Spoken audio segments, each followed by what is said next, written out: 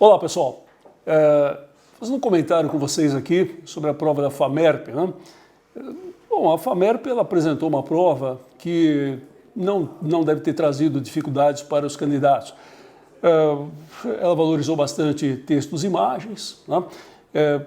A gente não pode dizer que houve alguma questão que causasse qualquer problema. Mesmo quando talvez fosse um pouco difícil, pelas alternativas você conseguiria identificar facilmente a alternativa correta.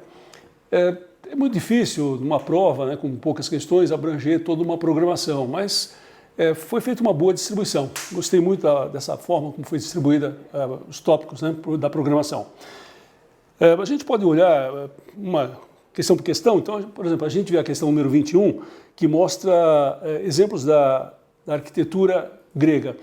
E o problema é que essas três colunas, né, quer dizer, elas se referem mais à história da arte, mas se o aluno não identificar, quer dizer, a pessoa, o candidato está fazendo essa prova, não identificar, se ele for nas alternativas, ele percebe claramente quais que não são gregas. Por exemplo, tem uma alternativa que fala do estilo gótico, né, e a gente sabe que o gótico está mais ligado à Idade Média. Então, só dando como exemplo, então você chegaria um pouco mais de cuidado à alternativa correta, identificando as três colunas gregas, né?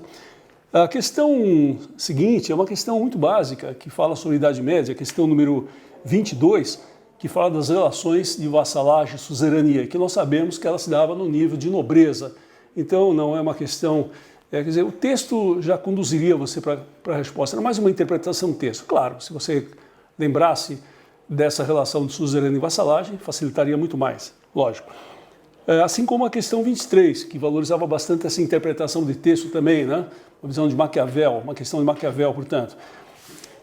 A questão número 24, ela talvez fosse uma questão que apresentasse alguns problemas, porque a gente sabe que quando nós fazemos uma comparação da sociedade açucareira, a sociedade mineradora, a sociedade de Minas Gerais, ela criou uma camada intermediária, né? E o problema é que as alternativas poderiam talvez conduzir o candidato a, se ele lembrasse, quer dizer, a alternativa correta era carpinteiros, padres e faiscadores, mas talvez pudesse trazer uma dificuldade quando se vê aqui contratadores e diamantes. É uma questão que talvez fosse a mais complicada dessa prova aí, né? A questão número 24, ou melhor, número 25 e 26, são questões referentes à Revolução Industrial. Então, pelo texto, a gente conseguiria, quer dizer, um cuidado ali de interpretação do texto, sem até conhecer a Revolução Industrial, vocês também chegariam à resposta correta. A 27 é aquela velha questão da independência brasileira, né? Quer dizer, mudar para não mudar, mostrando que a independência do Brasil é uma independência que ela rompe com a relação colonial, mas, por outro lado, como ela foi dirigida por uma elite, se procurou preservar uma economia agroexportadora, a escravidão e o latifúndio. A questão falava da independência foi, desse modo, ruptura e continuidade. Então, ao mesmo tempo que houve uma ruptura com Portugal, houve uma continuidade das relações sociais e econômicas no país. Bem, a questão número 28 é uma charge publicada na revista Careta de 1927, que essa é uma questão muito batida, ela já caiu muitas vezes, né?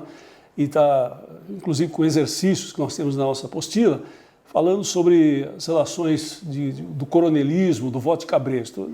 Não é uma questão que trouxesse dificuldades. A questão número 29, ela fala sobre a ação do nazismo, na eliminação dos grupos que, de alguma maneira, se opunham ao nazismo, não se alinhavam com a ideologia nazista. Então, dá para você também chegar à resposta correta. Se tivesse alguma dificuldade, olhando as alternativas, você perceberia claramente a correta, né? Por exemplo, tem a alternativa que identifica o nazismo como uma ideologia comunista, e a gente sabe que não é. Então, por essa eliminação, sem até ler o texto, você chegaria à resposta certa.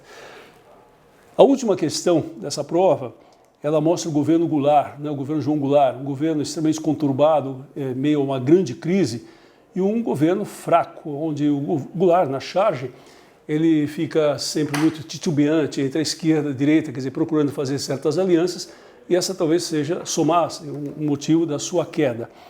Então, no geral, poderia dizer que textos e imagens marcaram essa prova, e isso ajudava bastante, né, na hora da solução das questões.